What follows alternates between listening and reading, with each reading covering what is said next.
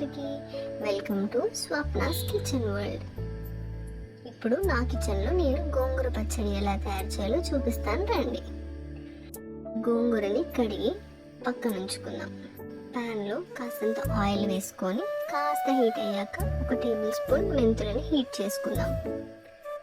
ఇప్పుడు కాస్తని పచ్చిమిర్చి యాడ్ చేసుకుందాం. ఫ్రెష్గా కడిగి పక్కన ఉంచుకున్న గోంగూరని యాడ్ చేసుకుందాం. మధ్య మధ్యలో కలుపుతూ కాసేపు అయ్యాక కాస్త చింతపండుని యాడ్ చేసుకుందాం. గోంగూర మగ్గే వరకు కలుపుతూ ఉండండి. గోంగూర మగ్గాక అందులో కాస్తని వెల్లుల్లి ఇంకా జీలకర్రని యాడ్ చేసుకుందాం. ఇది మగ్గాక కాసేపు పక్కన ఉంచుకొని చల్లార్చుకుందాం.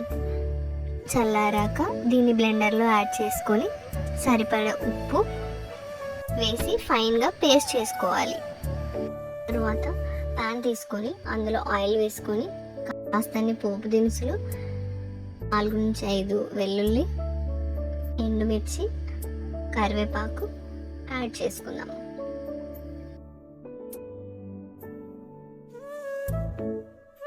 కాస్తంత ఇంగువ,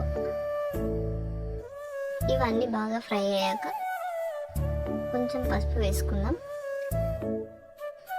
మనం ఫైన్గా చేసిన పేస్ట్ని యాడ్ చేసుకుందాం. ఇప్పుడు అలాగే 2 మినిట్స్ కలుపుతూ ఉండాలి. 2 to 4 మినిట్స్ అయ్యాక ఆఫ్ ద ఫ్లేమ్. ఇప్పుడు వేడి వేడి అన్నంలో నెయ్యితో పాటు ఈ గోంగూర పచ్చడి వేసుకొని తింటే పర్ఫెక్ట్ కంఫర్ట్ ఫుడ్ అంటే గోంగూర పచ్చడి.